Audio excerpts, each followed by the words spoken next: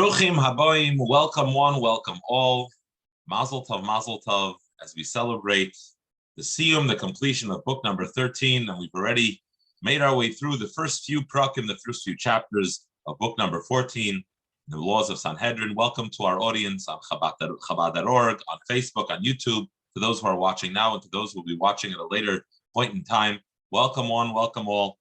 We are now entering the last book of the Rambam, book number 14. The Rambam has started off the 14 books on a lighter topic with some shorter chapters for us. And now as he concludes, book number 14 is a nice way that all of us can get on board and can study with a little bit more, in a little more depth. And we actually have our special guest this Siyum is Rabbi Silberberg, who's actually one of the Magidei Shiurim, one of those who gives a shiur for an in-depth halacha. One can find it on Chabad.org, and especially as we are now studying halachas that are perhaps a little bit more easy and more shorter, it's an appropriate time to be able, for each and every one of us, to be able to focus a little more on the depth of the Rambam. Here we are concluding book number 13, Mishpatim, Avi Yisaymis, Reichav Arayas, Aravais, Hashem being the father of us all. We just concluded Pesach, and it's our pleasure to welcome to join us as our special guest, the Rosh Yeshiva of the Mesivta Lubavitch in Chicago, a beloved and well-known Rosh Yeshiva. The students are now all around the world spreading Torah. Rabbi Silberberg, thank you for joining us. Thank you very much for having me. Thank you. So we're coming on the heels of Pesach. We're coming after an action-packed Yom Tov Mashiach Suda. We're now in the midst of Sanhedrin. We're in the middle of, please don't give us a 2-hour shiur right now. I know that you've been out of a job for the last 2 weeks, and perhaps you feel the need to give a long shiur to your Talmidim. They'll all be back in school shortly. But could you give us something to give us another layer of meaning to the Rambam that we're in these days? Okay, so it's a Siyum on Sefer Mishpatim. As you said, we were Messiah a couple of days ago. And since then, when it comes to Rambam, every day is a new day. So we've been learning Rambam since then, Hilchos Sanhedrin. And just yesterday, Achron Shel Pesach, which obviously was all about the theme of Mashiach, the Haftarah of Mashiach, and the Sudas Mashiach. So when we're learning Rambam, you have this beautiful halacha that fit right into the theme of the day.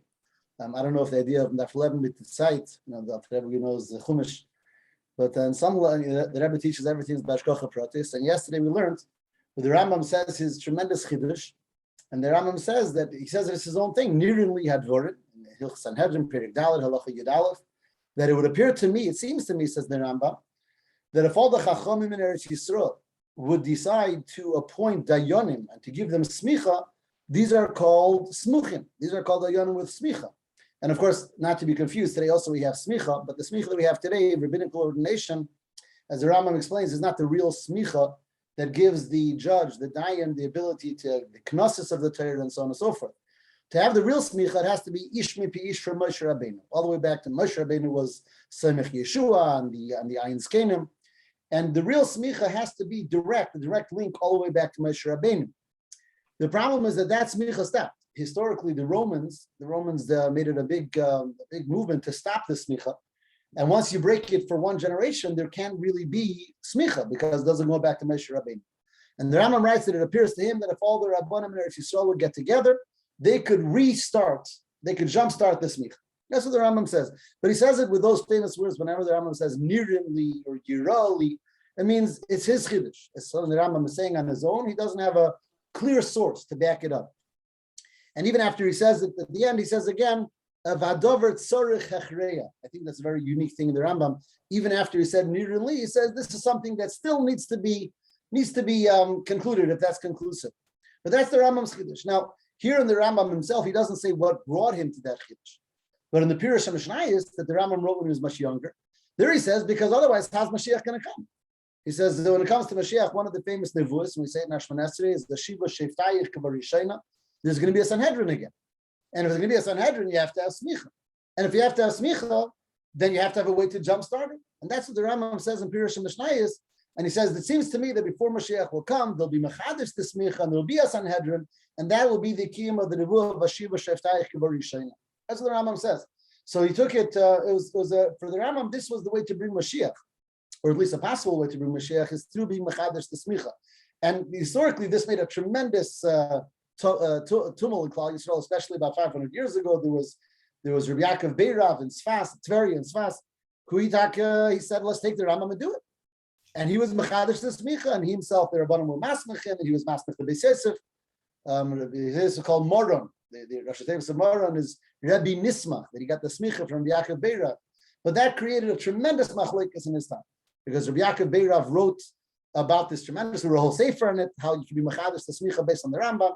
On the other hand, you had the Ralbach, Rabbi Levi Ibn Chabib, that he argued, and he wrote a sefer against it, and the Radvaz, and it became a tremendous, devices in that generation was a tremendous thing, and ultimately, therefore, broke up afterward. Now, you asked me not to give a long share, so I'm not going to, but just one part, one of the very interesting back and forths there was the Radvaz said, what's the big deal? Why do you have to be Mechadash the Smicha? Eliyahu Navi will come. Eliyahu Navi had Smicha, because Eliyahu Navi had Smicha from Achi Ashiloni, like the Rambam himself says. And Eliyahu is Mevaser HaGeula. So you don't have to be Mechadash the Smicha. Eliyahu has a direct Smicha from Achi Ashiloni. That was the time of the Radvaz.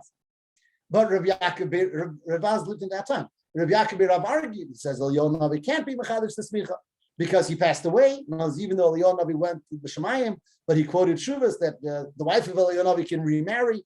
And that became one of the big parts of the machlekes, is Eliyahu Navi considered alive or not considered alive, b'yachas to the smicha. That was the Radvaz's angle.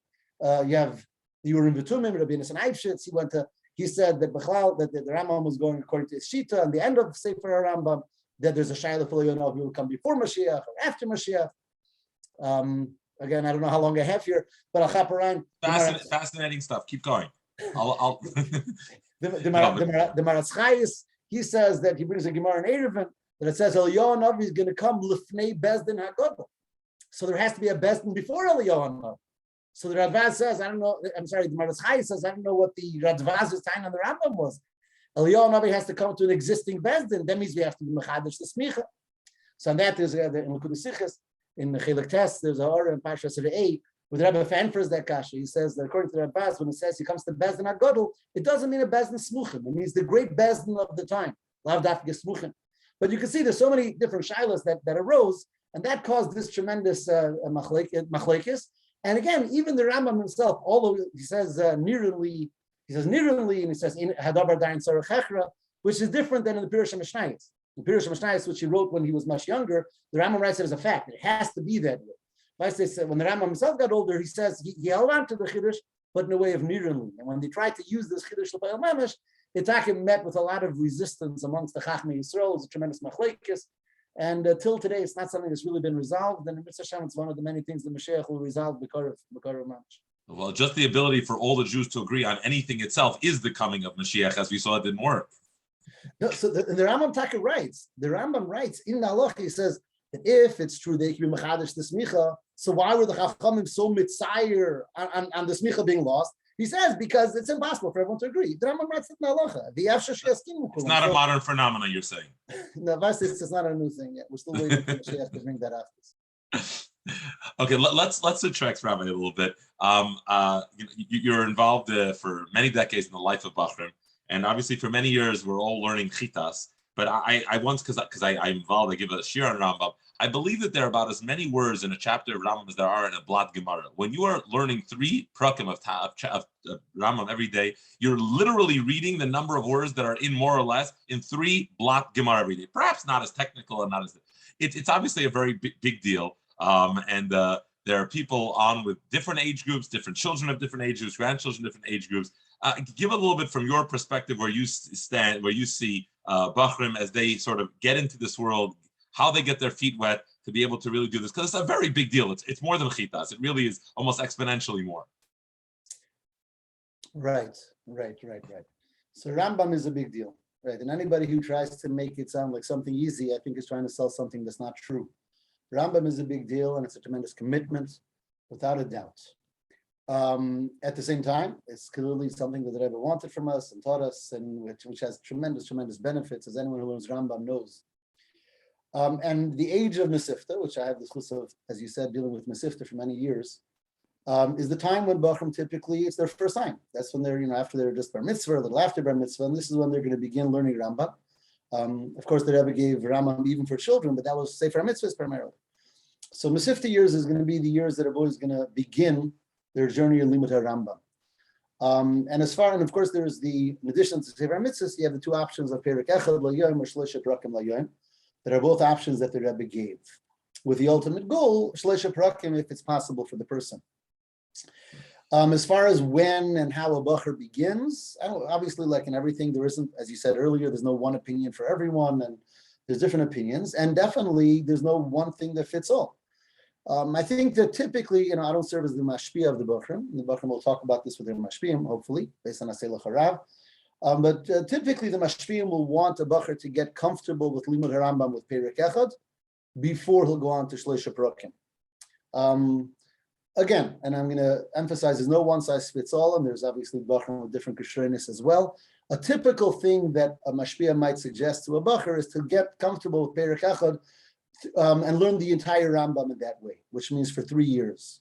That would be a typical thing for the 3-year when a bacher is 13, 14, 15 years old, to try to go through the Rambam and try to, the worst thing is to start reading Rambam, and that becomes something to do, which is not the thing to do. And therefore, we want to avoid that. You want a bacher to get comfortable with it. And therefore, I know from some of the mashpiyim in our yeshiva, at least, that's what they tell a boy.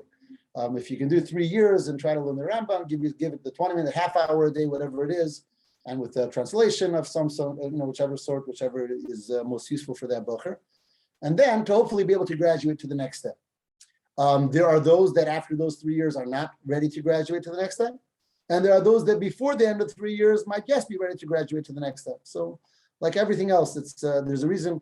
If the answers to questions would be so simple, you wouldn't need Asay L'Charav. The reason you need Asay L'Charav is because there are many gray areas and people are different, and it takes time. And it's up to that Talmud and being honest with himself and being honest with his Rav or his Mashpia and trying to figure out what's the right thing. On the other hand, at some point, the person does have to take the jump.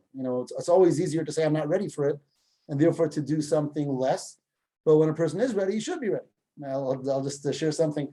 When I started learning Rambam, so I also started with one Perek, and I don't remember exactly what year, but I do remember I was maybe 16 years old, 17 years old, and I was in the Beis Medrash in Olater at the time, and my Geshiur, my Rav at the time was Rabbi Wolberg, today's in Eretz Yisrael, and I was saying maybe I'm not there yet, and I remember him telling me, he said, if it's not for a bacher in yeshiva, then who is it for? Someone's got to be able to do this, right? And he pushed me to actually, make the jump at the time, and I thanked him for it at the time. Okay, Eshakach. So before we actually make the Siyum over here, we're almost finished a Matzah of Rambam. For many of us, this is a sort of, back to the same thing all over again, doing it again. And the reason we actually host these Siyumim is to be able to, first of all, actually celebrate that when you finish a Sefer, it is a big thing to be able to not just pat ourselves on the back to feel good about ourselves, but to be able to know that we're moving there. And we're starting a new Machzer, God willing, heading on in. And we are hopefully trying to each grow in our Limud HaRambam. And before we let you go and we actually do the Siyum all together here, I'd like to just ask if you have any Divrei Idud, Chizuk, to a crowd that's doing it for many years. Some people are just starting it, how we can strengthen better this next cycle and get us to even when it's 2 a.m. and we just came back from our child's bar mitzvah or the chasana, that we say, you know what, I'm going to be there and do it. Okay, excellent. Yeah, obviously easy to address the whole thing, no problem. Right, so the first thing I'm going to address is the last thing you said about the 2 o'clock in the morning, and I'm going to say, don't leave it for them. Because there's something very something very great about 2 o'clock in the morning and not going to bed without doing Rambam and sitting on the couch and falling asleep and waking up a half hour later and doing the next halacha. But at least for me, that doesn't really work. It's not really learning it. It's not learning it. And when you treasure something, you don't leave it for 2 o'clock in the morning. You try to do it the earlier, the better. Again, notwithstanding that there are times that happens to everyone, myself included. But when you treasure it, you don't leave it for them. You try to schedule it much earlier in the day. And for me, that's a very, very big tip. I know when I do Rambam best is when I do it earliest. And I'll do it at my earliest convenience in the day, that my head is the most fresh. And then it's, it's a different level of learning. So that's just because you mentioned that's for me a trigger. I remember I was a bacher and I was, 17 or 18 or 19, and I was home and I was falling asleep over my Rambam as we do. And I remember what my mother who said, if it's so special, why leave it till now? Right? Why the need for Mesiras Nefesh? Do it right, do it good. And that had an impact on me at the time.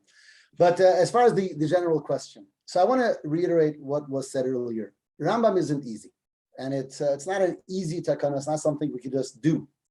It requires an avodah, and for some people more, and for some people less. And the avodah really is on two fronts. First of all, it's every single day. It's not when we're inspired. It's not when we're in a better mood. It's not in a better state. It's every single day mamish, and anything that's every single day requires a level of consistency and a level of commitment, which for many is difficult. Some people are very good at consistency and doing things every day, and some people, I'm sorry for being, I'm looking for vulnerable, but for me, consistency. It's very in vogue. We're in Northern California over here. It's very in vogue to be very publicly vulnerable over here. Okay, I don't know how it works in Chicago, but be that as a way, consistency for me, I like doing things. Some days I'm very inspired and I'd like to do that for many hours, and other days it's difficult. So the first thing is consistent. And the other thing is, it's a tremendous amount of learning, and it's going to be very legirsidic. You're going to learn a lot of different halachas. And for some people, and again, myself included, I would much rather spend a lot of time on one thing than a little time on a lot of different things. But Rambam demands a tremendous amount of learning, and you're moving so quickly in the next halacha, and it's very hard to take the time to really, not to the time to have the chayas. And today learning Sanhedrin, and tomorrow learning this, and then and go through everything. So Rambam is a commitment, and it takes koyach, it takes effort.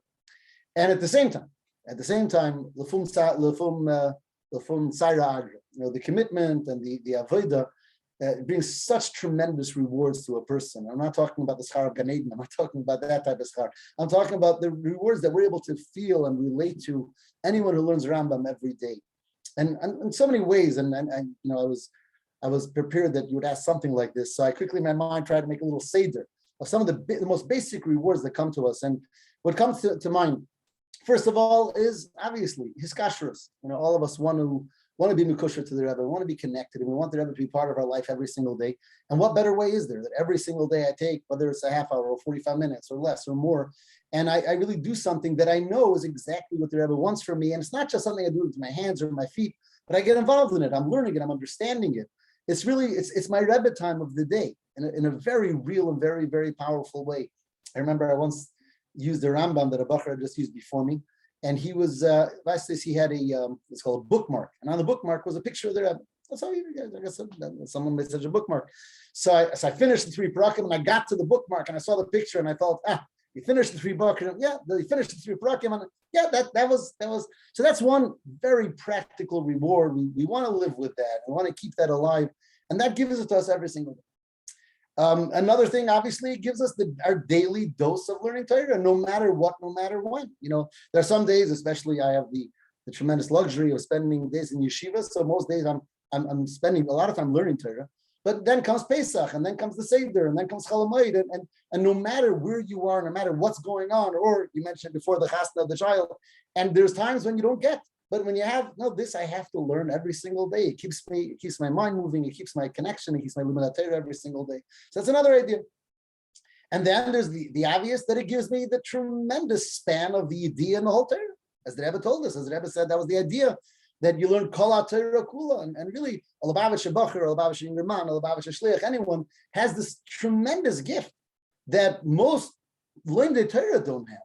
That whatever you mention to them, they know about it. Now, that doesn't mean they know it in depth. They don't even know all the Rishonim, but they have a knowledge. They have a yada, Kol HaTorah Kula. I mean, what greater gift do you have than that? And then, I'm not sure which number I'm holding by, but it's something we all do together. And that's an amazing thing. The Rebbe talked about that, of course, Achdus Yisrael. And in a very practical way, aside from the IYUN and Ruchniim that are going on in Achdus Yisrael, you're talking to a friend, he's doing the same thing. You can discuss something. On a practical, you have a question. There's someone else who's doing it. It's always there. You're around people. You're a phone call away from someone who's definitely learning the same halachas today. What greater achdus of all of us doing this inyan together. And I want to share one final thing in conclusion. And that is another thing that we all want to do every day, because we know it's the biggest mission that the Rebbe gave us, is to bring Mashiach. And the takana of Limud Rambam is a way that we can bring Mashiach closer. And there's probably many reasons to explain that, but I just want to share something that I remember hearing from the Rebbe himself by a Farbrengen that I was at, and I don't know the date or time. I'm sure someone in a moment will figure that out exactly when.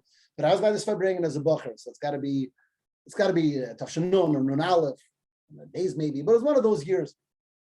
And the Rebbe was talking about the Maila of Limud HaTorah b'makom sheli b'chafetz, the Maila of learning Torah where a person has a geschmack and an inspiration. And the Rebbe said that that's the reason why the Rabbeim weren't into the takonis of like Daf Yomi and so on, where a person has to learn something every single day, because the Rabbeim emphasized the Maila of makom sheli b'chafetz. Right. So of course, going through all of our minds is, so what's with Rambam?